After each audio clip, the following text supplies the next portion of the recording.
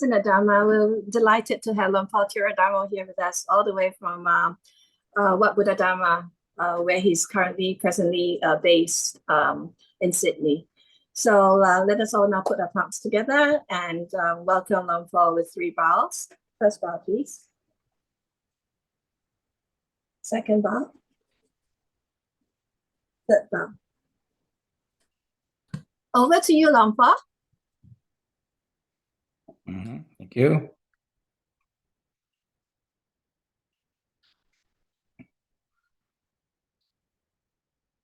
So we'll begin with a meditation.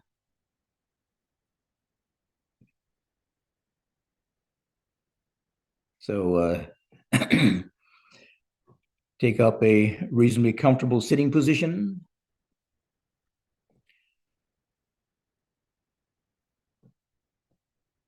Either on the floor or on the chair, wherever is convenient to you.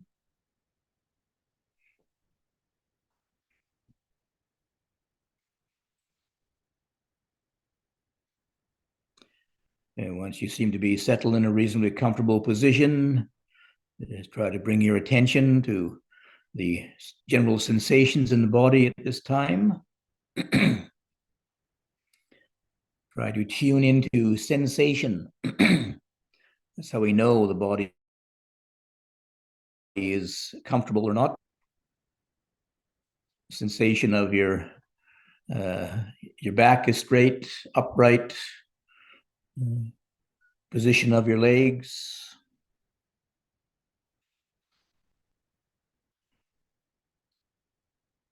If you notice any discomfort in the body, we try to relax, relieve it as much as possible.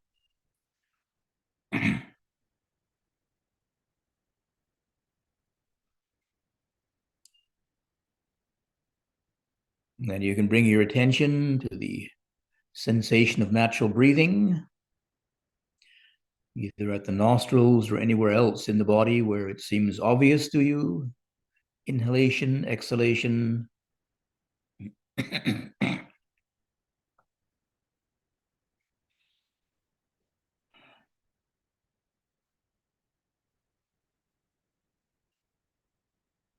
And at first we have an idea, maybe what that is, the concept, breathing. We try to turn to the direct experience, inhalation, exhalation. Could be the sense of touch, the air touching the nostrils, or could be the sense of the body, the chest rising and falling with the breathing. Whatever is your most obvious experience of sensation of breathing.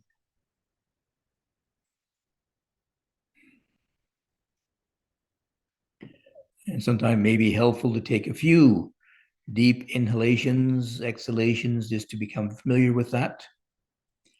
We're breathing all the time, so sometimes we just take it for granted. We don't actually tune into the direct sensation.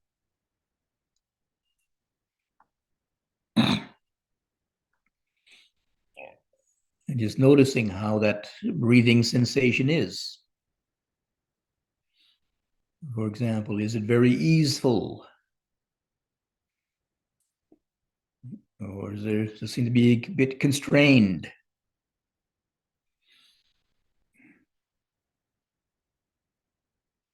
This is not an exercise in trying to control the breathing, but to be aware of the breathing process, the natural breathing process as is happening in the present moment.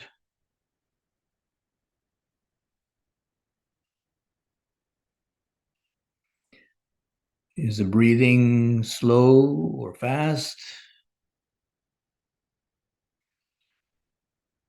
Is it deep or shallow?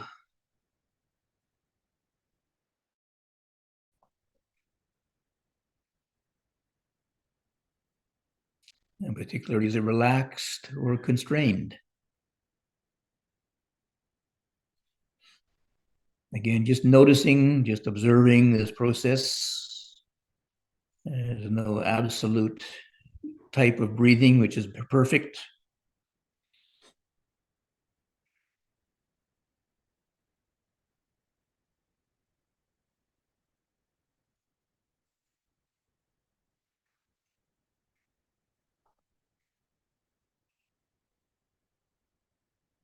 We take up the sensation of natural breathing as the main point of reference.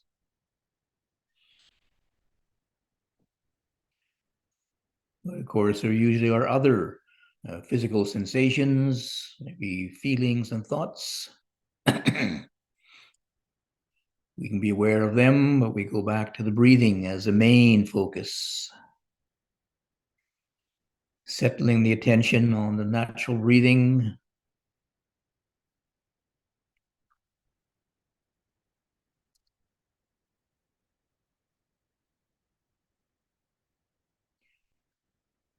And as you are settling your attention on the breathing, just also maybe for a moment notice the condition of the mind in general. Is the mind reasonably alert, awake, clear?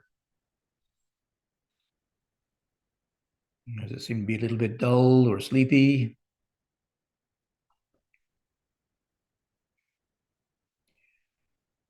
Is the mind reasonably calm, or do you notice it particularly busy in a certain way? Memories coming up, thoughts for the future. Again, we're just observing what's happening. So part of the bigger picture. And then return your attention to the breathing again.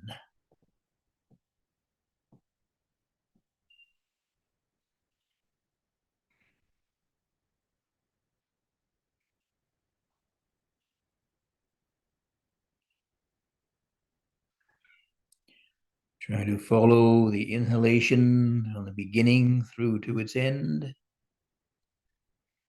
And following the exhalation, the beginning through to the end. And just noticing this changing process, the breathing process, the air rising into the body, passing away out of the body.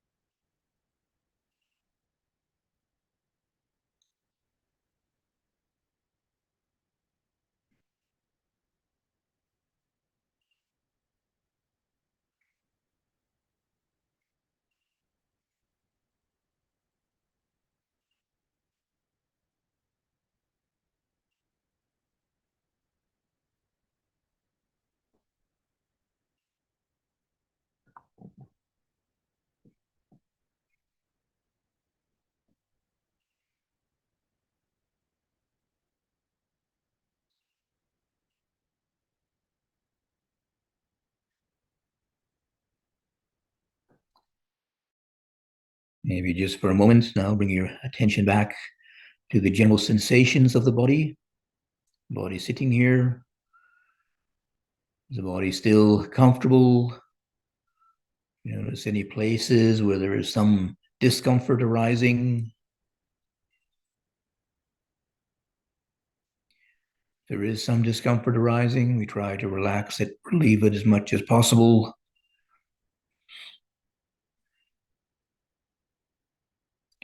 Then we turn our attention back to the natural breathing again.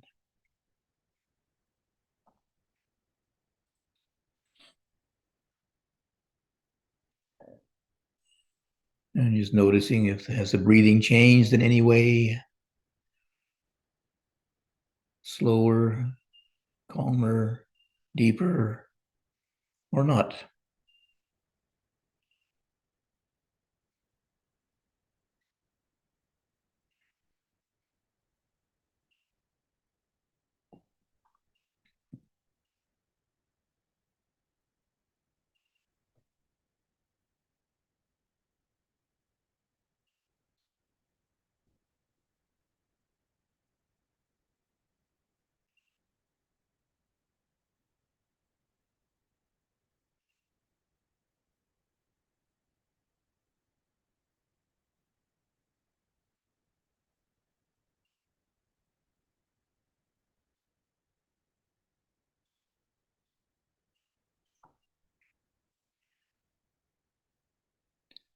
And maybe for a moment, just to turn attention back to the condition of mind once again. And can you notice the state of the mind at this time? Is it calm or active? How clear, alert, awake is it? Or do you notice it's the mind beginning to be a bit dull and sleepy?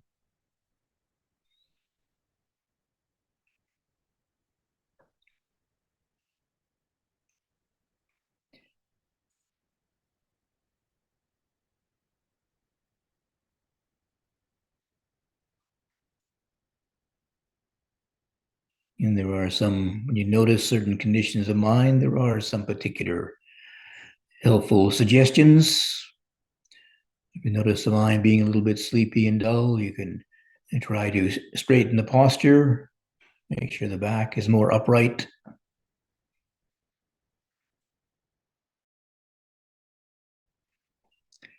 And bring more attention to the beginning and end of the inhalation, exhalation. It's a very fine point, so you need to a bit more sharp attention there.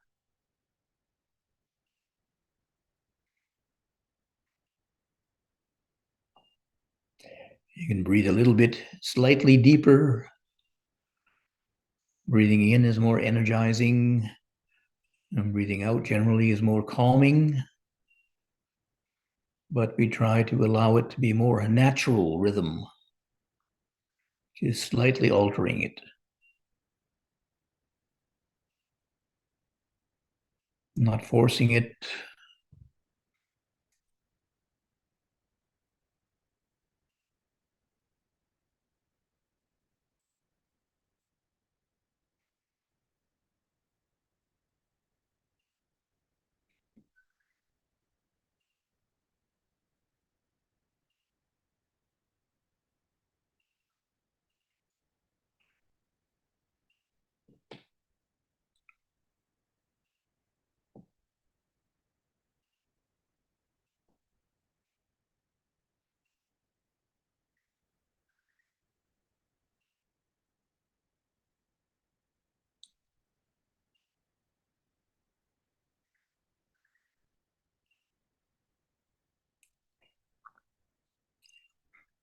So the purpose of focusing attention on the breathing is to help calm the mind.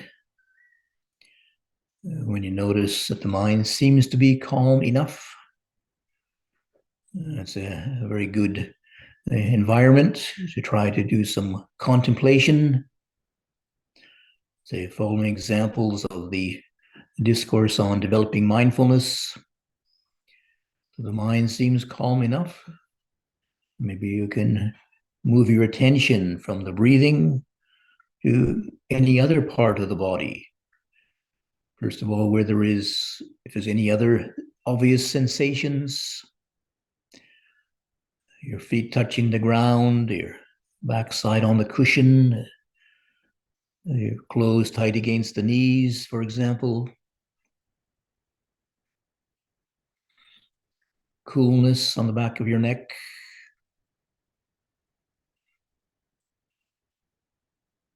You can either try to observe any obvious sensation, or you can move your attention consciously through the whole body. From the sensation of breathing at the nostrils, moving up around the eyes. Just try to notice any sensation there. Is that sensation pleasant or unpleasant? And if you notice the mind becoming agitated, starting to conceptualize, think about it, just go back to the breathing again. The breathing is our main focus for attention to help calm the mind.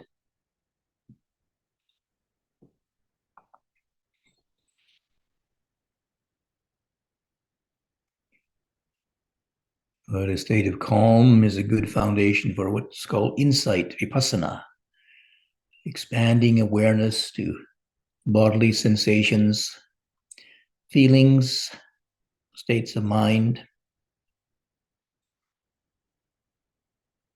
Where the mind is uncalm, it's not a very skillful or wholesome state for insight.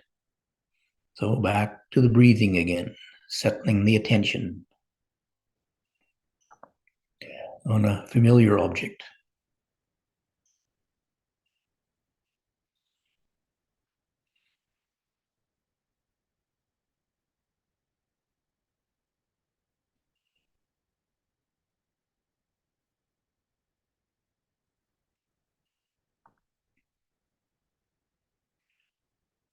And each time it's we have to decide ourselves what calm enough is. If the mind is too calm, nothing else to observe, just calm.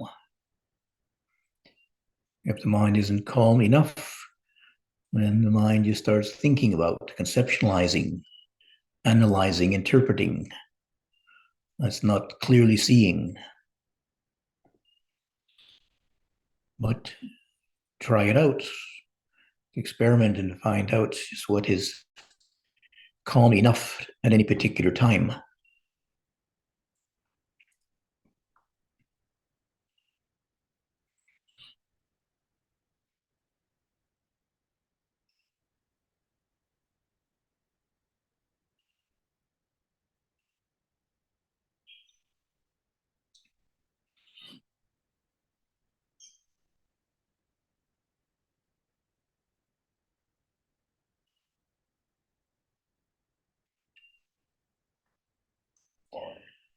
And if the mind seems to be reasonably calm, sometimes you can just let go of the meditation object, let go of the breathing, and just expand the awareness to the feelings of body, of mind, to some of the mental activity, probably some subtle mental activity, even in the calm, memories floating up, perhaps the odd thoughts, plan arising. How about the general mood?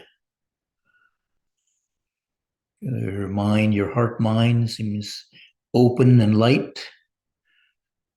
Maybe it seems a little bit closed in and heavy. Again, just try to observe, try to be aware of that experience, whatever it is. Try to resist trying to interpret it. Just be aware of it. That's what the experience is at this particular moment.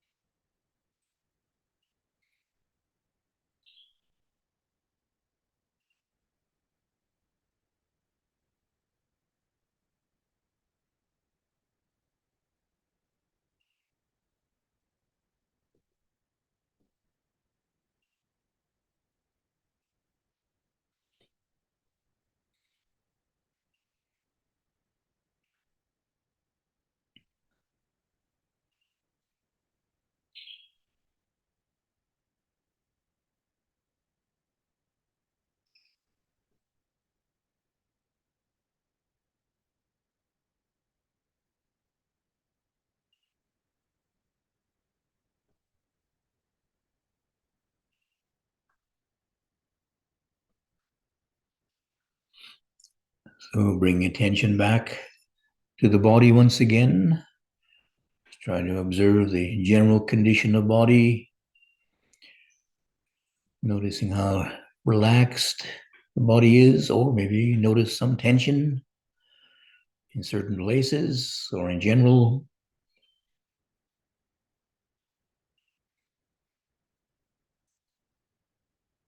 Observing the condition of breathing, And generally, as we sit quietly, the breathing calms down, slows down. And then see if you can observe the condition of mind, degree of clarity, alertness, wakefulness, the degree of calmness, focused attention, concentration.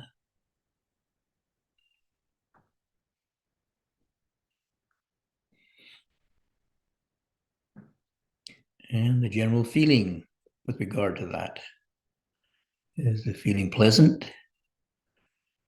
Is this pleasant feeling more physical, or is it more mental, spiritual?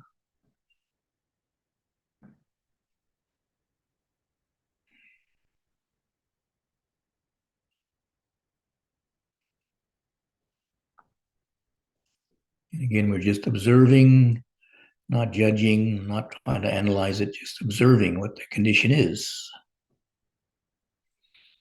to be able to know it clearly. Even sometimes we don't need a label for it.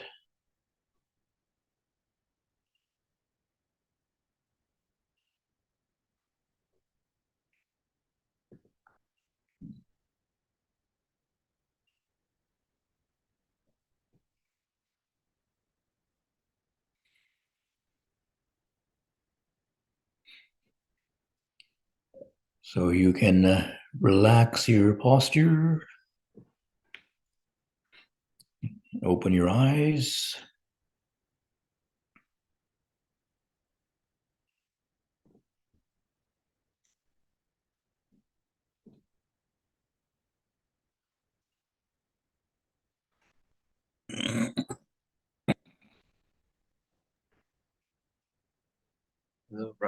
Hello, brothers and sisters. We will now request a Dhamma talk from Lompong. Kolkata.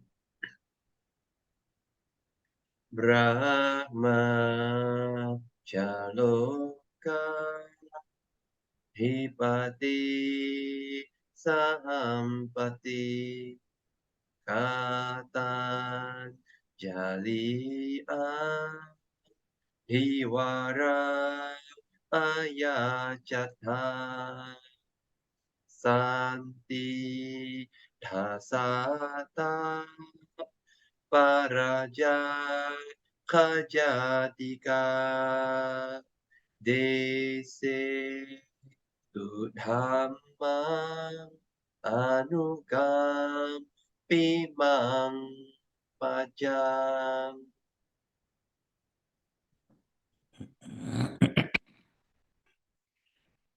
Namo tassa bhagavato arahato samma sambuddhassa. Namo tassa bhagavato arahato samma sambuddhassa. Namo tassa bhagavato arahato samma sambuddhassa. Buddhang dhammang sanghang namasami.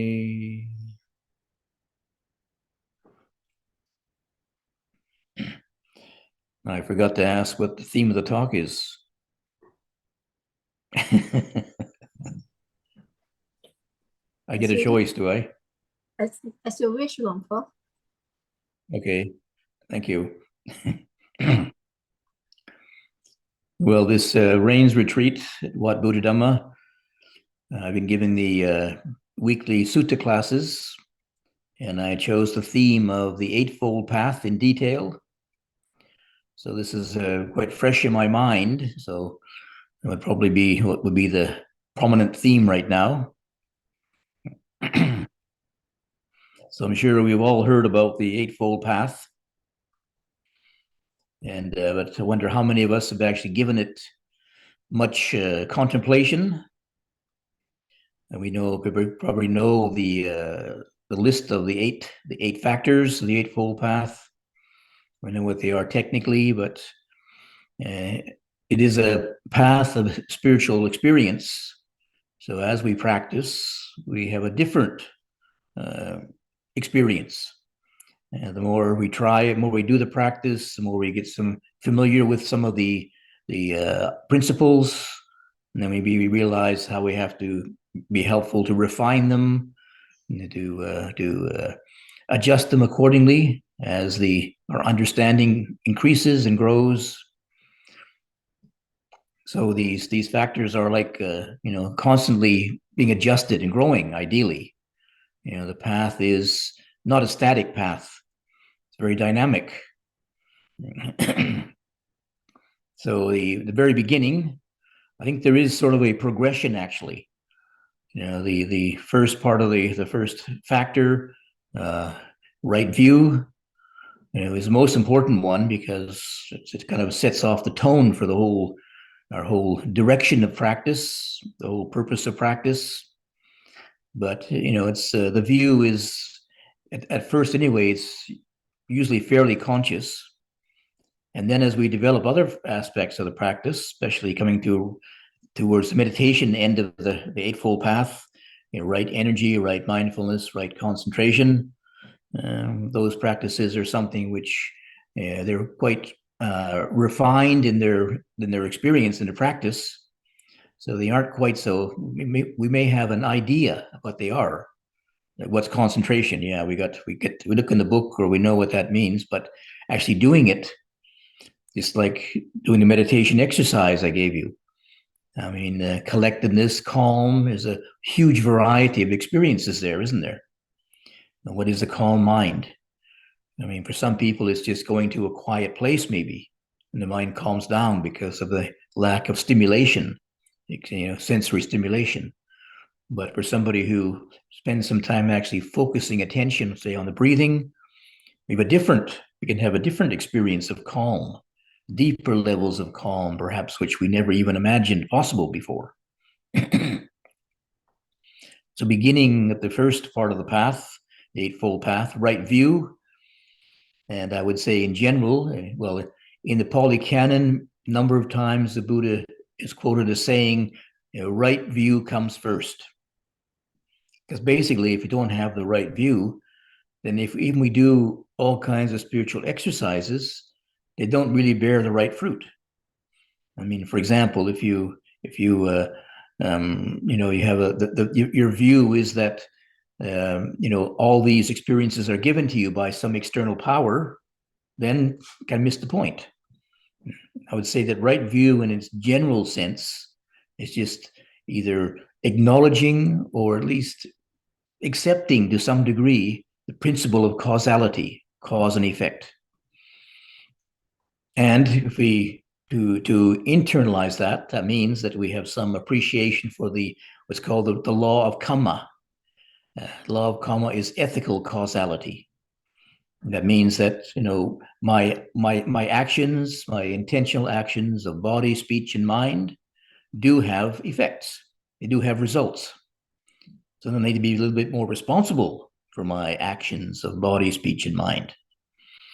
And if we reverse it, that means that our suffering then has a cause. There's a cause to it. It's part of the causal sequence. Suffering is not a natural, it's not a natural condition so much, not given to us, like we're all, we all have to suffer all the time. No, there is a cause for it. Yeah, so we can follow it back then and look and search out the cause. I mean, we can change the cause. We can change the causes of it to change the result. Then that's the only way that we can be enlightened.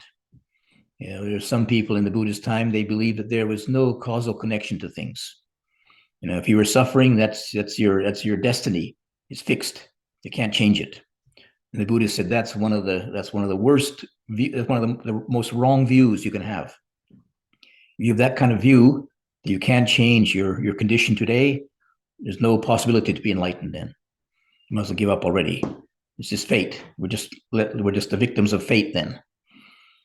And there is a little bit of fatalism kind of goes through some of the beliefs in Buddhism, the popular beliefs. Even in a Buddhist country like Thailand, you still hear people say, "Oh, it's just my karma, just my karma." like I can't do anything about it, you know. Nope, wrong view. Karma means action, It doesn't mean result. It means action. It's what you do. So you can actively engage, in a positive way. I mean, the principle of karma is based upon an underlying principle that, skillful actions give pleasant results. Unskillful action give unpleasant results. That's a natural law. That's a natural law. Unskillful, I won't say, you can, it's a bit general what is skillful and unskillful. I mean, the Buddha gave particular guidelines like the precepts, but even those are a little bit flexible, depending upon the culture you're in, depending upon your own level of experience, your level of spiritual maturity, if you like. Like for some people, just refraining from killing animals, for example. That's quite a refinement. In some of the theistic traditions, and the animals don't count. So, but in a if you look at the energy involved in violence, in aggression, it's very unskillful. What it does to your heart and your mind and your body, even. I mean, people who are caught up in aggression and anger, even, just anger is a mental aggression. They're caught up in anger, they make themselves sick. They say that the anger burns you up. So if you're more sensitive to your body, you can see that, how your state of mind affects your body. And you notice that the unskillful states of mind, they're like toxins. They really are poisons to your body. Whereas the practice of metta, I read some time ago about people who had cured themselves of illnesses through the practice of metta bhavana, friendliness meditation. It's developing that, and they cure themselves of illnesses, because when you have a positive state of mind, the practice of friendliness, friendly to the body, then your natural healing systems are kind of in harmony. Then, if you hate your illness, you're doing violence to yourself. And that violence does cause toxic chemicals to go into your bloodstream. And I'm not a scientist, I'm not a doctor, so I better be careful here. But so, not an expert on that. But anyway, so right view comes first, and then the second one is, I translate as right aspiration, samma sankappa. We can have the right view, but then we need to now try and put it in the right direction. Right view is a good foundation, but then now we need to have right motivation, aspiration. So that aspiration, the Buddha says, needs to be in a direction of three different things: renunciation, non-ill will, and harmlessness. And you may recognize that, right view is a good counter to delusion, one of the three main defilements of the human condition: greed, aversion, delusion. Right view, it's a developmental process, of course. The right view is like it ultimately becomes supreme wisdom. But in the beginning, I just say it's acknowledging the principle of cause and effect. So that helps to counter our delusion. And then renunciation helps to counter greed. Then non-ill will and harmlessness counters aversion. Yeah. But it's just, those are kind of helpful directions to move in, see, to counter these negative tendencies, what are called the roots of unskillful action, unskillful karma, greed, aversion, delusion. One I missed myself when I was practicing in the very beginning was renunciation. I mean, it's not a very, in our kind of greed-driven consumer society days, renunciation is not so popular, is it? It doesn't really make the headlines. Renunciation? No. It's more like go out and shop till you drop, or retail therapy, they call it now. Renunciation? No. It'll affect the economy. You can't do that. But renunciation also has various stages. I mean, the very first stage, I would say, for people who are interested in meditation practice, is to simplify their life. If you have many things to think about, many different things to worry about and think about in your daily life, then very hard to focus your attention on breathing. And breath can be quite a subtle meditation object. And if you have to worry about paying your taxes or paying your mortgage, it's hard to find your breath then, isn't it? So the first step in renunciation is just simplify your life. Make it much more a simple existence. What we need rather than what we think we need. What's absolutely necessary. In a monastic life, we're told to reflect upon the 4 basic requisites: food, shelter, clothing, and medicines. So we learn to simplify our life and just we accept whatever food is offered to us. We accept ideally the accommodation we're offered in the monastery. Whatever simple robes. Maybe someday our robe will be trendy or fashionable, but usually it's a bit old-fashioned. And medicines which are sufficient to deal with illness. And then, of course, there are permutations of that.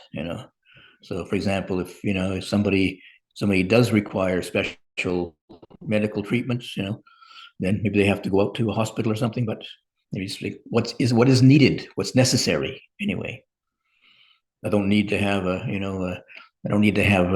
was it, Botox or something, just enough that I don't frighten people, I guess, enough. So renunciation, I recognize is very fundamental. I would say it's fundamental to the whole spiritual life, because our suffering basically is to do with the ego, the self, grasping a self. And ultimately, the way to nibbana is to release the grasping of self, ultimately. Easier said than done. So that's why the Buddha gave us many different techniques and methods to use, because the self is a very slippery character. It gets it's so clever, it even learns how to resist many of our attempts at releasing it. We're releasing or grasping or holding on to it. And that's the way it is. That's the self is created with a self-defense mechanism. It has to defend itself. But the Buddha gives us many helpful tools to use to deal with this tendency of the self. So renunciation, non-ill will, harmlessness is our aspiration. Then to put it into practice now, put it into our everyday life, as we come to the precepts, or to what's called the sila, morality, right speech, right action, right livelihood. That's how we live, say, renunciation and non-ill will and harmlessness in everyday life. Trying to practice these guidelines of refraining from killing, from stealing, from sexual misconduct. Our speech, our right speech. Sometimes we can kill somebody with speech, can't we? You can harm somebody with speech, or sometimes our truthfulness is twisted into increasing the greed for self-inflation, self-referencing. This many people go to my talk or something, or this many people like my talk or something, So trying to put those right aspirations into everyday life, this is where the precepts are a good guideline. It takes quite a bit of self-sacrifice sometimes to follow these principles. Just you can see, I don't go out very much, but I mean, if you live in a big city, there's many sense impressions. Maybe are very attractive. You see attractive things around you. You walk around the streets. And so, maybe you have, some aspiration. Oh, I'd like to have that. I want that. But if you recognize, is it really necessary? What it does to your mind, stirs up your mind. Not very skillful. So you just say, okay, renounce it, give it up. I don't need that. So we try to live more simply, more honestly. It takes quite a bit of, I would say, honesty to be able to say, keep. When I was in America one time, somebody asked me, "What's the most difficult precept to keep?" And nobody ever asked me that before, so I had to think about it a bit. So I think it is. I would say it's the fourth of the fifth precept. Truthfulness. Truthfulness is the hardest one. The precept is refrain from lying, but I mean, that if we expand it, it's actually refraining from untruthfulness. And you have that as your principle, and look at some of the things you say. It's not say consciously lying, but it is extending the truth. Broadening the definition of truth. Say people like to say, "Oh, how are you? I'm fantastic." Well, I'm not so fantastic. Maybe I'm okay. or or I had so many, I had so many people interested in me or something or other, or so many of this. And wait a minute, what's the facts? What's the facts? Yeah, like there's our secretary monk here just the other day. He came and looked on the phone and said, "Oh my God, I got 1,000 emails." I said, 1,000? Well, 3, he said. Yeah, okay. I mean, here that seems like 1,000 when when you're living in a quiet monastery. You have 3 emails. It's really a busy day. But his first thought was, "Oh, I got 1,000 of them." Really? Well, it seems like 1,000, but the truth was there's 3. Okay, that seems more reasonable. But to be able to actually follow that principle, can be quite challenging sometimes. And I know there was a nurse asked me about how to relate to their patients, because she said, the patients ask you, "How am I doing? How am I doing?" And you know what their condition is. And you got to think twice about how to answer them. You say, "Oh, you're just doing fine. You're doing fine." Yeah. Is that lying or what? You're in the hospital because you're sick, so obviously you're not fine, right? But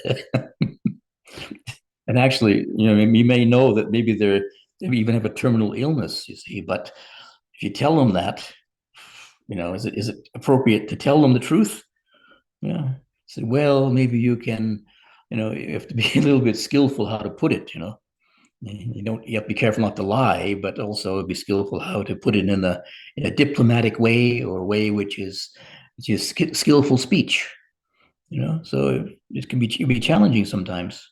I remember once Ajahn Chah was giving a talk in Vancouver, Canada, and one of the people in the meeting, they asked the question. He said, I'm a lawyer.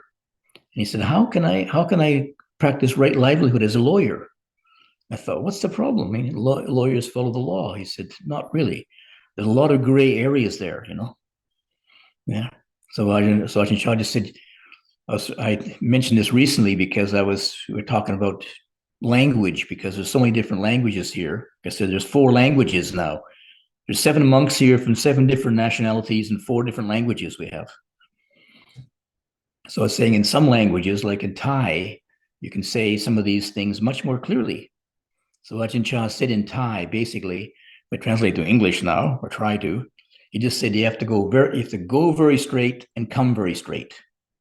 Drong bai, drong ma, literally. Very, very, very, very clear in Thai, very direct. But in English, you got to kind of interpret it to English language, English slang maybe. You have to be very straight with yourself, to practice right livelihood. Maybe the people you're with, the people you're with are not quite so straight. Maybe they don't mind a little bit of bending the rules a bit, but you got to live with yourself, and if you're trying to follow the precepts, they say, you tell one lie, then you got to tell another lie to cover the first lie. And then you got to lie about the lie about the lie, see? And then before you know it, you're on a very slippery slope. So where do you draw the line? So you got to be very straight with yourself. If you take on this precept and you recognize, this, if you have a conscience, you recognize the value of truth, then you must be very straight, even though it is not very pleasant sometimes, to be very honest. Yeah, but you'll find it in the end. You'll find it very valuable. You won't be fooling yourself, especially when it comes to dealing with yourself. Yourself can be a really tricky character, so be careful.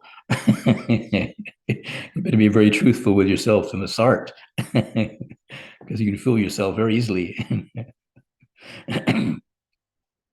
So we come to the precepts and the morality part. Then we come to meditation. Because the morality technically only involves the body and the speech, our actions and our speech. However, the Buddha, with his experience of meditation, recognized that the actions of body and speech come from our mind. First, there is the intention, then there is the action. So unless you get back to the mind, to the intention, you're not going to really be able to really follow those precepts, really follow those examples, and how we act and speech and speak. This tells us a lot about ourselves. So if you can follow it back to its origin in the mind, you can find, it goes right back to yourself then. Really, what is the nature of yourself? How truthful is yourself? How clear is yourself? How honest is yourself? Any of these things. Then we come to the meditation part of it then. And this is what for me anyway, this is what the Buddhist message was very, very, very significant, because that was something I missed coming I went to university in Vancouver, and there were lots of stuff about thinking and using your brain and your mind a lot, but it wasn't talk about how to refine your thinking and how to sharpen your mind. More to fill it up with lots of information. The more information you had, the more clever you were, the more wise you were. Lots of knowledge. But in the Buddhist teachings, it was the quality of your mind was more important than the quantity of material in your mind. So in meditation practice, there's right energy, of course, and the right energy is right effort. Right effort is to also goes back to skillful and unskillful. The four right efforts to try to put away and prevent unskillfulness. Try to develop and maintain skillfulness. That's the right efforts. Then we come to what's called samasati, usually translated as mindfulness. I translate it as attentiveness, because mindfulness has been so overused these days, the word mindfulness, that sometimes it gets a bit distorted. But the Buddha gave a very specific instructions about how to develop sati, attentiveness. First of all, is to be aware of, the Buddha told us what to be attentive to, the four themes: body, feeling, states of mind, and the particular dhammas. The dhammas are, you can say, part of it is particular states of mind, part of it is Buddhist themes. And then how to, what to be attentive to, and then how to be attentive. First of all, to be attentive to what the condition is. For example, to be attentive to, you can attentive to the body, for example. Then as you're aware of the bodily sensations arising, then you bring awareness to the factors of arising and passing away. And this is very, very, very, very significant issue that Buddha pointed out, or theme the Buddha pointed out, because, the self is already aware of the body to some degree. The body is what we identify with, one of the themes of identification. But, we fail to observe maybe the arising and the passing away of this bodily condition, you see. So we take the body personally. You think, oh, this body is, yeah, this body seems to be really solid and permanent, and something I can rely upon and depend upon, something I can identify with. When you bring your awareness to the arising factors, the nature of arising and passing away of body, wait a minute, hold it. This body is not quite so reliable anymore, not so solid, not so dependable, not so worth identifying with. You notice how it arises and passes, you see? It undermines our natural tendency to identify with it, to hold on to it, to grasp it. And the second theme was feelings. There's I don't know how much technical to get here, but 5 groups of grasping. You know that? Anybody know that? There's a body, feelings, perception, mental activities, and consciousness. They're the 5 things the Buddha said that we identify with the most. The 5 groups of grasping, he called them. So body and feelings are 2 of the most fundamental. We have a body with us from the even before the moment, from the moment of conception. We have a body. There's a body there. Don't have consciousness yet. When they're, well, depends how you define consciousness, I guess, but we've had our body the longest through our life. The body, as soon as we're born, we're primarily body. A little bit of feeling, maybe. Very, very little perception, very little mental activity. Maybe some degree of consciousness there. But body is the strongest thing. We just eat and sleep. I mean, I can't remember that part, but too long ago now. But but if anybody's observed a baby, just eats and sleeps. It's just the body, primarily. So of course it becomes our first source of identification, this body. And then the second one is feeling. We all want pleasant feeling and trying to avoid unpleasant feeling. So a very, very primal source of identification, of grasping. That's why I think the Buddha pointed out those are very important areas to be attentive to be mindful of. Bodily sensations, feelings, and to make sure we observe, the process is to observe what those things are. Many of us, we don't really see the body as it really is. We have a concept, we have an idea about the body, we have different images of the body. But to try to observe the body as it really is, it's not a body, is bodily processes. That's why I define it as embodying. There's a process embodying here.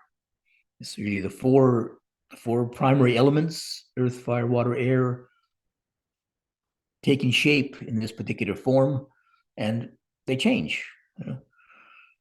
The earth, fire, water, air, they go through changes. In the Ayurvedic system of medicine, I mean, it is the change of those 4 elements that cause illness. Sometimes people have a wind ailment. It's just that's when it changes, it becomes disharmonious, and it causes some illness.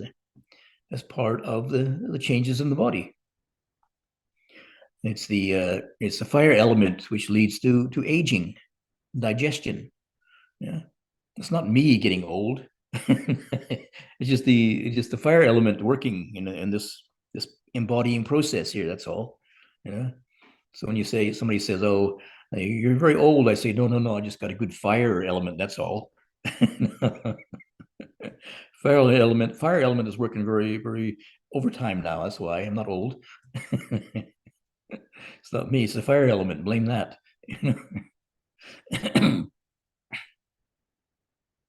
And feelings. Feelings are very fundamental to our existence. I mean, it's our main motivating influence in life. And we all crave for pleasant feeling, try to avoid unpleasant feeling. It's our main purpose in life. And there's various ways that whatever we interpret to be things that are pleasant or unpleasant, then we follow those. That's our motivation in life then. Then it comes to the states of mind. This is a bit more subtle. Again, the development of sati, of mindfulness or attentiveness, is the developmental process. Body is fairly coarse. Feelings a little bit more subtle. States of mind even more subtle. And I mean, we have a little bit of a translation problem, because I mean, to say a state of mind, but when does one state end and the next state begin? Huh? Most of these mental phenomena, they just kind of blend into each other. But you can begin to recognize maybe some of them if you bring attention to your states of mind, that there is some predominance. What is the primary, what is the most predominant condition of the mind at this particular time? And interesting enough, the Buddha pointed out the first three conditions of mind to be aware of are greed, aversion, delusion. Isn't that interesting? Yeah, I think partly because, I mean, not only are they so significant in motivating our actions, but they're, at least negative actions anyway, unskillful actions. But most of us have a lot of resistance to observing greed, aversion, delusion. I mean, people are really anxious, really eager to observe their love and their friendliness and their affection for people. But how many of us want to observe our aversion to people? Huh? It's not socially polite, is it? Socially allowable to observe aversion. Aversion you have to repress. Shouldn't show your aversion, but you can show your love, you see, and your affection for people. But bringing awareness to it, bringing attentiveness to these particular states of mind, are very, very important. Because first of all, to be aware of them, break through our normal kind of blindness or reluctance to observe them, and break through that. Yes, if I think most of us are humbled enough to recognize we're not fully enlightened yet. Yes, so we still have then greed, aversion, delusion to some degree. I won't say how much, but sure, we have to acknowledge you have some anyway, some greed, aversion, delusion, if you aren't awakened. Yeah. But probably a lot of it we don't want to acknowledge, so we don't notice really how deep those structures are in our being. Yeah. But the Buddha said that these are, greed, aversion, delusion, they're part of what the Buddha called the anusaya, the underlying dispositions. So even a young baby has already an underlying disposition to greed, aversion, delusion. It's just the way that the whole body-mind complex is made up. I mean, we need nutriment to survive. So of course, when there's hunger, there is greed. Just the way it is. Don't need to be embarrassed about it. That's just the way it is. But then we take it too seriously. We identify with it. Greed feeds my sense of self. Not just feed the body, but greed begins to feed my sense of self. Aversion begins to feed my sense of self. I become the individual who likes this and doesn't like that. Rather than just acknowledging that, those things arise and they pass away. They arise and they pass away. You have greed for food. When you've eaten something, it's gone. It's not a permanent condition of yourself. Just a cause and effect relation that arises and passes. So don't need to take it so seriously anymore. And the Buddha points out, once we are aware of, say, these greed, aversion, delusion, try to observe how it begins. What are the triggers for it? It's just part of the cause and effect, processes that are involved in life. So recognizing where greed comes from, where aversion comes from. Yeah. And the Buddha pointed out, he did give us sort of hints of where they come from. It goes right back to the perceptual process, how we perceive the world. You perceive the world, you look for the pleasant ones, the pleasant experiences of sense stimulation, you look for the pleasant ones, and then we really value those and we get addicted to them. We try to avoid the unpleasant ones, and then we get aversion to them when they arise. But there is, like say, beauty and ugliness. They don't really exist. It's all in our mind. So what our perception makes up for us. So we're developing the exercises in attentiveness, mindfulness, if you like, and the real important aspect of that, just the whole process of sati. I mean, the Buddha was probably a very unique teacher to point out the really important significance of sati, attentiveness. He even said that, this was the direct path to awakening, developing the four themes for attentiveness was the direct path to awakening, direct path. And if you begin to develop it, you recognize that, when you can be attentive to something, to be really, really attentive to what's really going on, your mind must be very, very quiet. It's a non-interpretive, non-discursive, non-conceptual awareness. It's observing what's there. This is the way it is. This is how it is. And you can observe that, then there's no self-reference there. No self-referencing in it. So this, just observing sensation. If your mind is not so attentive, so alert, then you notice that there's awareness of body, and a little voice in the background says, "Oh, I feel, I sense." That is extra. The reality is there is just a sensation arising. A sensation arises and passes away. It's not yourself. Sorry. A little voice that says, "Oh, I am feeling. I feel pleasant. I feel unpleasant." Where did that come from? That's extra to the picture. As an artifice, or it's an illusion. It's an illusion that comes into it. What is actually happening is just there's a sensation arising, a sensation passing away. There's no room for I in that, I or me in it. Of course, it does take some practice. I mean, this development of sati, attentiveness, everybody has it to some degree, but not many people have it very, very highly developed to a spiritual power. But the Buddha realized that when that develops, it's the sati sampajanya. Sati means attentiveness. Sampajanya means clearly knowing. When you're attentive to something, you see it very clearly. Usually we see something for a moment, and then we interpret it. We interpret it through our own biases, our own expectations, our own preferences. Then you don't really see it clearly anymore. You see it only as you want to see it. So the development of sati is very, very significant, very important. And we say in the Thai forest tradition, we say sati panya, mindfulness and wisdom go together. In the Pali Canon, it says sati sampajanya. Sampajanya means sampajanya is very, very close to panya. It's the same root word as panya. So it's a very, very highly developed knowledge, jnana. So attentiveness and clearly knowing.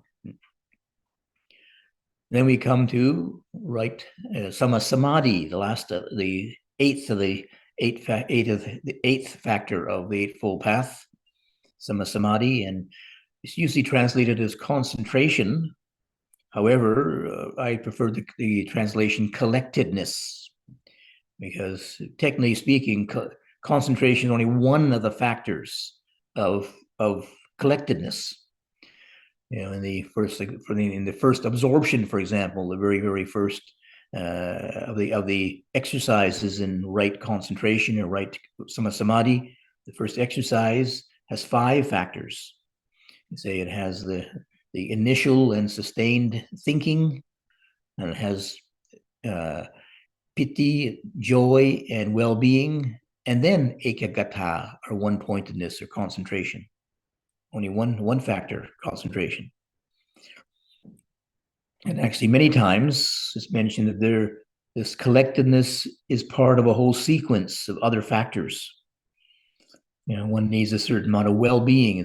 Well-being is a fundamental factor in collectedness.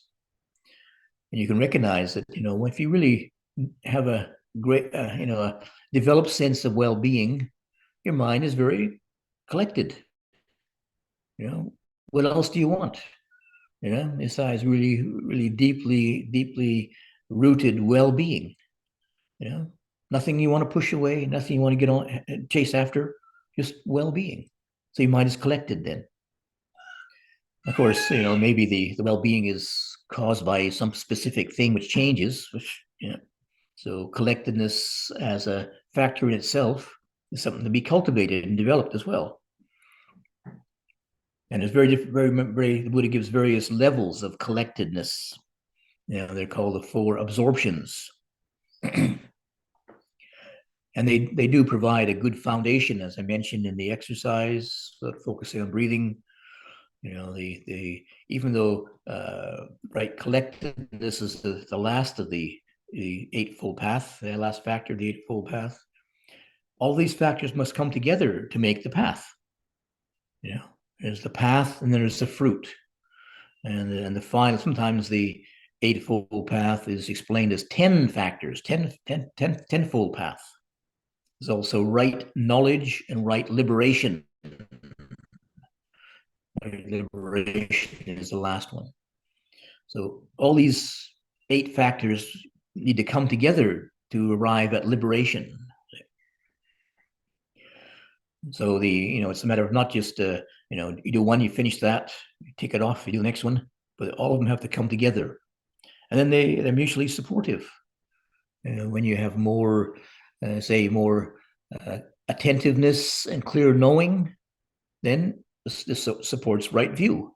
Your view becomes more right, more clear, more direct, deeper understanding, which gives you more appreciation of right aspiration. Then right aspiration then gives you more clarity with regard to how you live your life. What's the morality? What are the precepts then?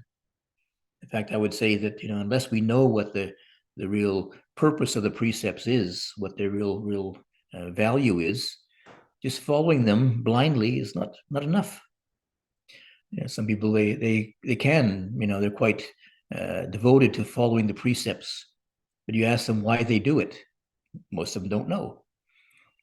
They don't know what is for self, so to reduce self-referencing, to let go of their desires, their the tendencies of the self, to want things and avoid things. They don't realize that.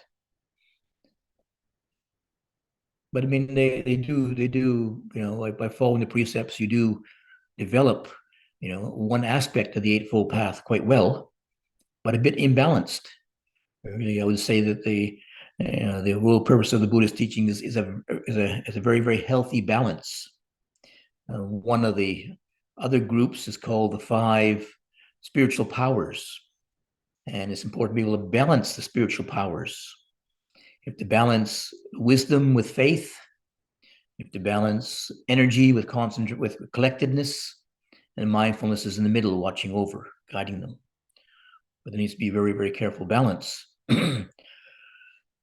So with the Eightfold Path, all these 8 factors coming together, when they are in harmony, working in harmony, say morality, meditation, wisdom, then the result is the fruit. The path comes together, and then we have the understanding of what the real purpose of life is. You say they begin to have the knowledge of the way things really are. Then not only do we know it intellectually, we know it experientially and live it in our life. I've met a number of people who've been on retreats before, and sometimes they go on these quite intensive retreats, and some people, I would say, have some, quite significant insights, but many times they don't live in an environment which can support that insight. So the insight is, they have it for a moment, but then without living it, then they lose connection with it. The first level of awakening is called sotapanna, or stream entry. See? And I think this is significant because, it's entering the stream. You call it entering the stream towards Nibbana. That's the kind of analogy of it. But unless you stay in the stream, you'll soon dry up. That means you need to live that insight, you have to put into your life. Have an insight into impermanence.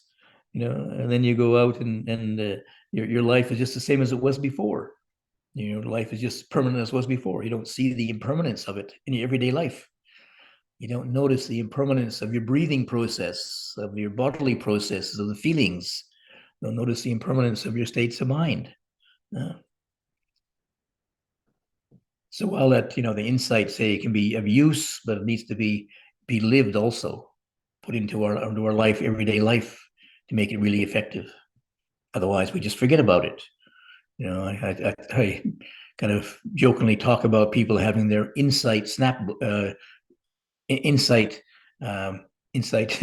album. I have a photo album of, when I was on that retreat, I had that insight, but they look at it later and then wonder what happened, because it hasn't been part of their life, just a passing experience, passing memory they have. So then we put these Eightfold Path together. After practicing it, putting it into our life, the Buddha tells us that the Eightfold Path will lead to Nibbana, and it becomes the experience. And then some people, they really have a real focus. You can say they have a little bit of a attitude of spiritual materialism. They want to get enlightenment. But I like one of Ajahn Chah's sayings was that if you live your life with morality, with meditation, with reflection, contemplation, you live your whole life that way, then you should be enlightened at the end of your life. It's part of a cause and effect process. You live your life with these factors, with these skillful spiritual factors, at the end of your life, then it should give a result. You give a fruit of awakening then. Part of the natural process. So, if we recognize the value of this Eightfold Path, we try and put it all together, and sometimes we may work with the wisdom part of it, looking at our views, looking at our aspirations. Other times we need to maybe look at the morality, how we live our life. Are we really being, putting these precepts into practice, everyday life? Other times, focus on meditation. Spend some time developing the four themes of mindfulness, of attentiveness. Spend some time developing samadhi, collectedness. Putting these all together into our life. Then if we live our life with these factors, then awakening will be the result. Very simple. But in practice, we got to make some effort, find the time for it, make some effort for it. And if you really recognize the value of that, recognize the value of peace of mind, of awakening, then this becomes your priority in life. Makes your priority, so that's where your energy does go then, most of it. So hopefully you'll be able to develop these qualities, put them into practice, and see the results for yourself. So for your contemplation. Annamayang ovadakataya sadukaram dadamase sadhu sadhu sadhu anumoda.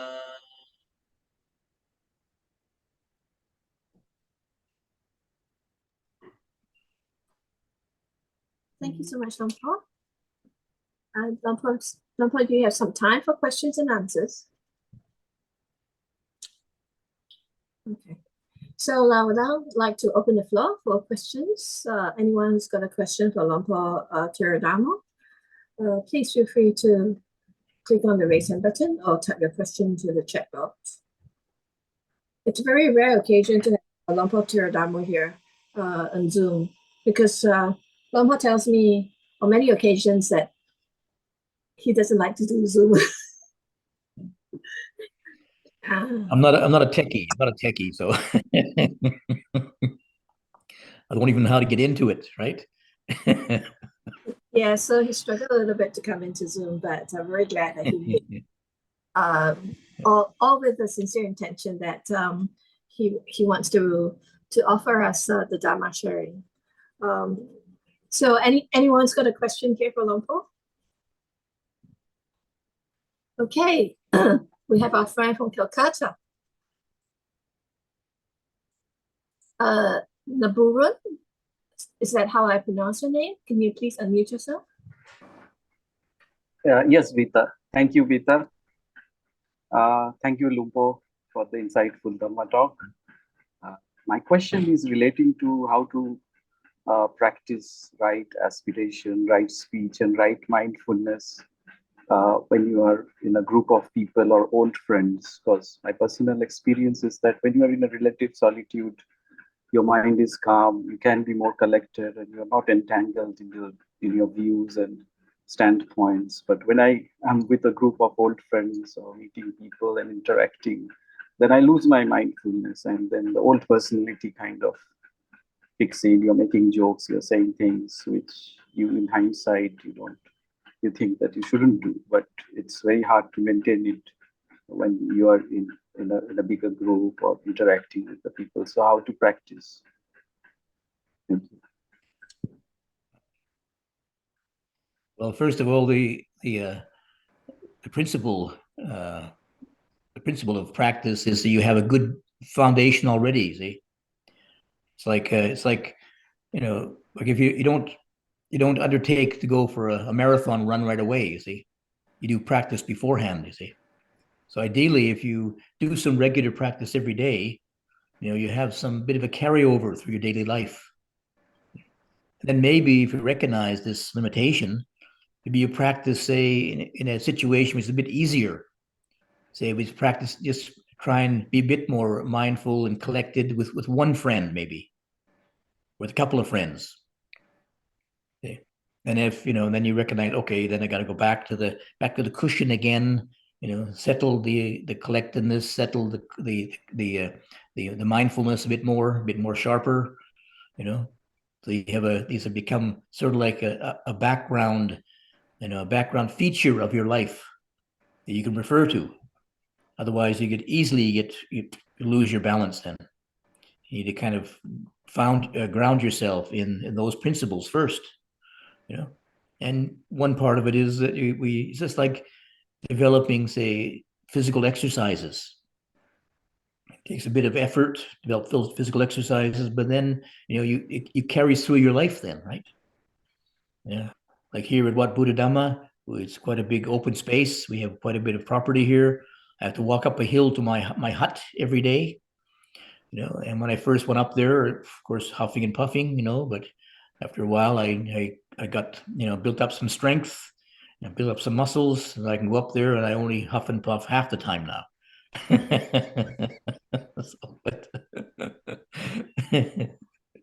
but it does take some building up of the strength of meditation, if you like, building up the strength of those qualities. So they do carry over into your life. They do carry over. Yeah. And then if you recognize that limitation, okay, whoop, be wary, be on guard then.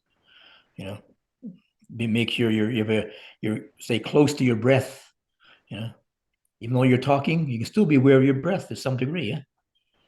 Maybe it's only 10%, 20% at first, but you can still talk and breathe at the same time, right? Can you do that? Yeah. So I mean, good luck. Is that helpful? Yeah. Thank you.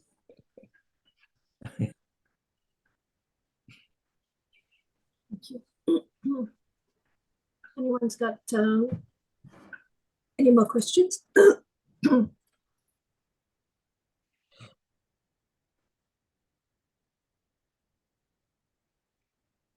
No? Maybe on this occasion, I'd like to invite Lompo to share a little bit about your latest book. Our latest book. I'm making. Beyond I making. Yeah. Well, it started off that I came across a phrase in the Pali Canon, and about eye making and mind making, and underlying disposition to conceit. So sometimes if we define literally anatta, the doctrine of anatta, as non-self, people get a bit confused, because they do sense the self. They do sense themselves, but the Buddha is actually saying there's no permanent self. In some of the passages in the Pali Canon, the Buddha did talk about, a self very much. By yourself is evil done, by yourself is evil undone in Dhammapada. See? But he was talking about really there's no permanent self, like a soul or something, soul in the English language. There's no soul there. This sense of a self, it's all processes we take to be a self. The body, the feelings, the states of mind, they're all just processes, actually. They do exist as processes, but not as a permanent process. But, at this stage of human evolution, I would say, we aren't able yet to understand. We still are very object orientated in our consciousness. We still look at objects and things. And it's hard for us to see processes. And we still aren't process orientated in our consciousness. So, people don't know who their self is. So they go back to the default is it's a thing. But there's in the Pali Canon, there's stories of Buddha's kind of making fun of certain people. They're trying to find the soul, you see. And they do some various experiments and trying to find the soul, and nobody can find it. Just like it's a vague concept, and nobody's actually seen a soul. It's like talking to people who talk about ghosts. Have you seen a ghost? Well, not really, but are there ghosts? Well, have you seen one? No. What? What?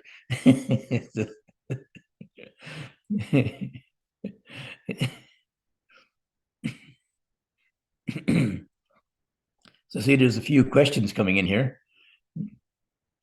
So my book on eye making, beyond eye making, So I recognize myself that it was a very helpful concept to talk in terms of eye making. The Buddhists recognizing that the sense of self is made up. It's an eye making process, you see. And then the Buddhist practices are to try to see that process. We're contemplating impermanence. This is how we see a process. Processes arise and pass, you see. Rather than looking at things all the time, we're looking at the impermanence of things. So we begin to break through to this awareness of processes, sense of self as a process. And I find that quite enlightening, maybe. So you don't, and then some people, they focus on themselves. They want to get rid of themselves. Yeah. There isn't a self to get rid of. That's the point. Trying to get rid of yourself is also illusion. There isn't a self to get rid of. Self is a process. So how can you get rid of it? To see through it as a process, and it rises and passes and rises and passes, and you can allow it to pass, no problem. Anyway, the book is available online, I think on the forestsangha.org publications, forestsangha.org website under publications. I will have the link for everyone in a little while. I'd like to now invite Daryl to pose his question directly to Luang Por. Please, Daryl from Chicago. Hello. Sorry, I'm very sorry. I'm very new to Buddhism. Thank you for taking my question. I'm currently experiencing a lot of frustration. I have severe health issues, and I am going through a cycle of accepting my situation, and at the same time frustrated with what I feel is not adequate help from the my doctors and support staff. I was wondering if you can talk about maybe how I could, I guess, calm down, accept the frustration, or relieve the frustration. Mhm. Um, Well, I yeah, sorry. yeah. I mean, the Buddha gave. I mean, if you look at you simplify it down to there's three main responses or reactions to our environment: greed, aversion, delusion. See, so your experience is more on the aversion side, frustration, aversion. See?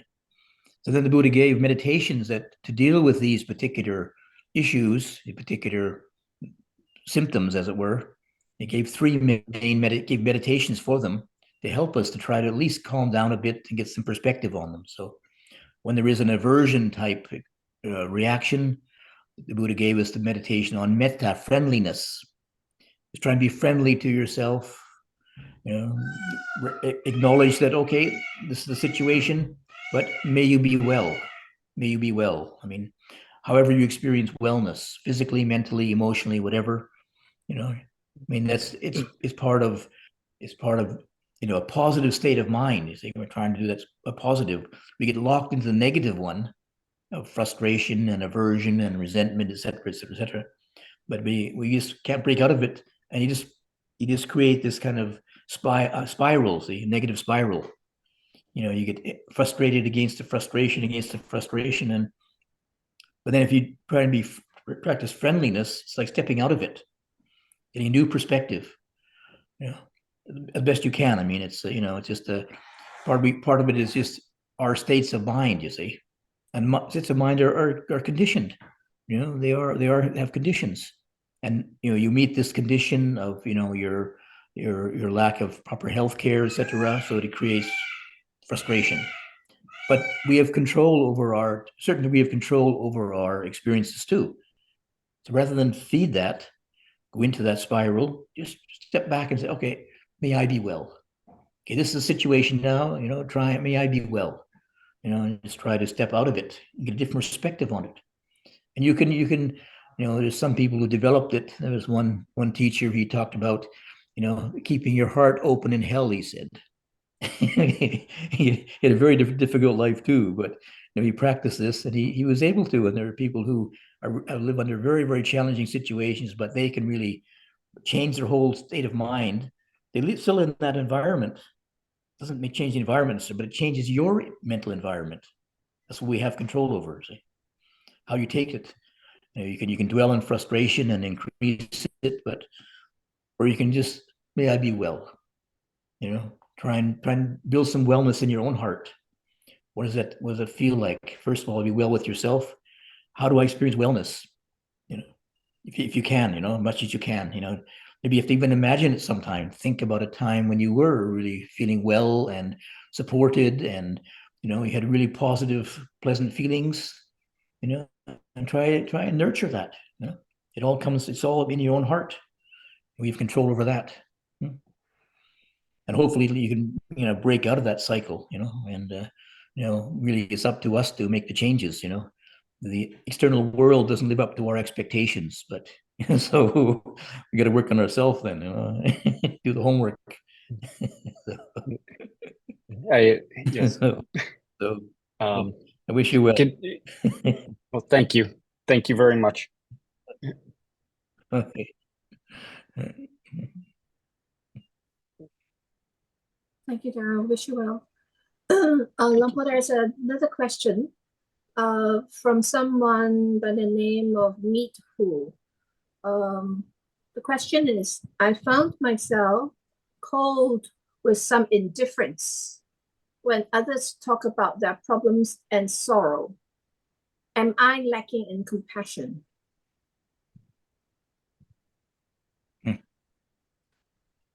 Is that, do this want a simple answer? Yes.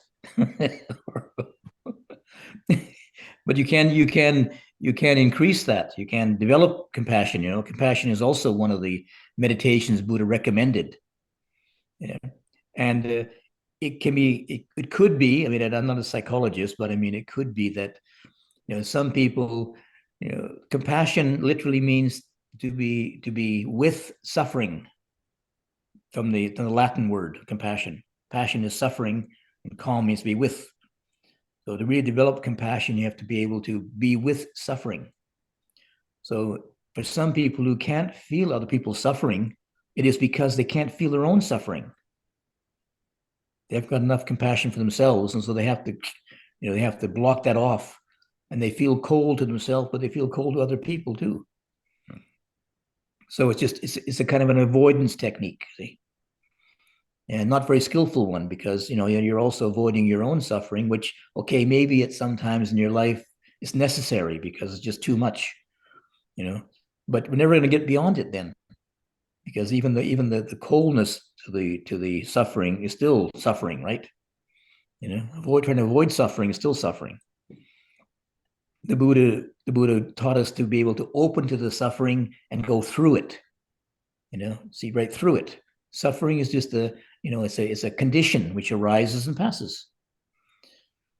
It's not some permanent condition. It's just it's a condition that rises and passes. So, we should open to that, be able to open to it within ourselves, so we can free ourselves from it. Otherwise, we avoid it. We're still stuck in it. Yeah. So developing compassion might be a breakthrough for it. Might be a way to break through that, that condition you have right now. So, wish you all the best. I have compassion for you in that situation. I recognize it too. Yeah. Thank you, Lumpur.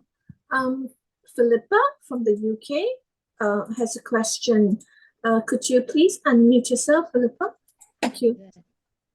Can you hear me? We can't hear you. Could you speak louder? Can you hear me now? Yes, if you can come closer to your screen. Yes, we can. Okay. Sorry. Can you hear me now? Yes, we can hear you now. Okay. So my question has to do. I read the chapter on the 5 hindrances. It's a very good consulting book. Working with the 5 hindrances on sloth and torpor. But I do very hard physical work, but I like to sit in the morning, and sometimes it's quite hard. And I try most of methods, even though that one of scrubbing fingers. A lot of times, more than I would like, I still either have I still sit, but it feels like fighting all the time. So What to do? Huh? What's your question? Is it your question is on sloth and torpor? Is it? I'm not sure Lumpur heard it proper. Lumpur, did you hear the question?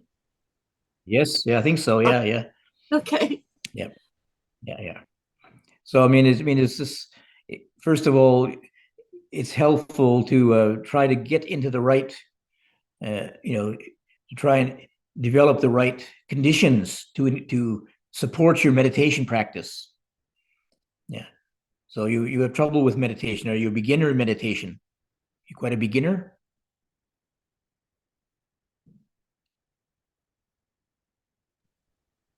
no, I've been doing meditation for some time, and usually I have. If I am, I sit every day. But if I am not working, it's Yeah. okay. And I don't work all the time, so I work, let's say, for half a year and then half a year in monastery. So I don't work, and usually it's okay. The problem is when I'm working, because when I'm working, Yes, I'm picking apples, so it's like more than 3 tons of apples every day. So then the mornings become. But I find that if I don't sit in the morning, then it starts then the confusion starts accumulating, you know, like things go into snowball. So I Yep. to sit. Yep. Yes. Yeah. Sometimes maybe you can find a different kind of, like just sitting, for example, you know, in the morning especially can be quite challenging. So maybe you need to find some meditation which is a bit more active, like maybe, I don't know, walking meditation. Yeah. Or alternate, do a bit of walking or standing and then sitting shortly. You sit too long, you get sleepy and dull, you know, but try walking or doing something a bit more active, you know. Like meditation is a state of mind, not a state of body, you see. So it has to do with, you know, your meditation is being very, very clear and awake and alert and very focused. That's what meditation is. So whatever physical condition will allow that, whatever posture you have, is not important. Yeah. Okay. Because I think I also give myself the excuse that I am tired. Yes. Yeah. Maybe you are tired too. Yeah. Sometimes if I work too hard in the daytime too, in the morning it's hard to get up, you know. Yeah. But you know, I don't use it as an excuse. I just recognize, okay, this is not, you know, this is a sleepy meditation today. It's not a clear one. Yeah. Yeah, so that's it. Yeah, I try to do Then that. I So then I try and get okay, enough rest, or you know, yeah. Yeah. okay, Try and be flexible with how you interpret meditation. Meditation is more a state okay, of mind, you know. Whatever works to make you more alert and clear and focused, that's good. okay, okay. Yeah, I will try that. Mhm. Yes, thank you. Mhm. Thank you.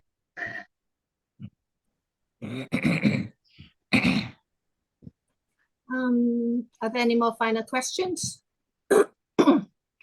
Right, thank you, Mary, for sharing the link of Luang Por's book on working with five hindrances. Yes, Luang Por has many books that have been published, and they're all available for Just four. Not no, many, but not many. Yeah, just four. just for the facts are there four, but the facts are they are very good books. Okay, yeah. Right. So if you'd like to know more about Luang Por's teachings, feel free to follow him on Rumblings, Tiradhammo Rumblings, right, Luang Por? I think so, yeah. On the Blogspot, isn't it? Blogspot.com, yeah. Right. I don't write too often though. Yeah. I don't write too often, but and there's my latest talks are posted on YouTube. Tiradhammo YouTube. Okay. Right. So if you're interested in Luang Por's talks, and on YouTube, you can find Tiradhammo on YouTube, as well as his blogspot, which I've just given you a link. Okay, that's all the time that we have today for the session. We'd now like to invite Luang Por in leading us in the verses on sharing and aspiration. Please, Luang Por.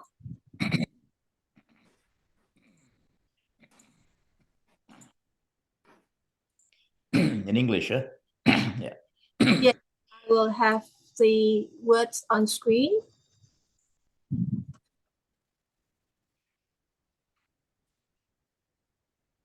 Now let us chant the verses of sharing and aspiration. Through the goodness that arises from my practice, may my spiritual teachers and guides of great virtue, my mother, my father, and my relatives, the sun and the moon, and all virtuous leaders of the world, may the highest gods and evil forces, celestial beings, guardian spirits of the earth, and the Lord of death, may those who are friendly, indifferent, or hostile, may May all beings receive the blessings of my life. May they soon attain the threefold bliss and realize the deathless. Through the goodness that arises from my practice, and through this act of sharing, may all desires and attachments quickly cease, and all harmful states of mind, until I realize Nibbana in every kind of birth. May I have an upright mind, with mindfulness and wisdom, austerity and vigor. May the forces of delusion not take hold, nor weaken my resolve. The Buddha is my excellent refuge. Unsurpassed is the protection of the Dhamma. The solitary Buddha is my noble guide. The Sangha is my supreme support. Through the supreme power of all these, may darkness and delusion be dispelled.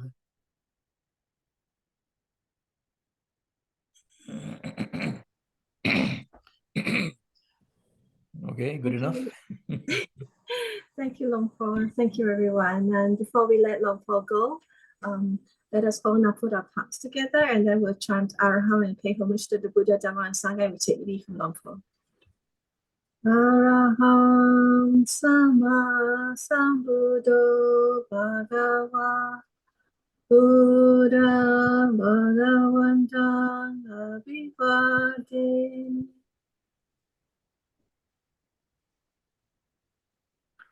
Swakato Bhagavata Dhammo Dhamma Namasami Supatipano Bhagavato Sawaka Sangho Sangha Namami.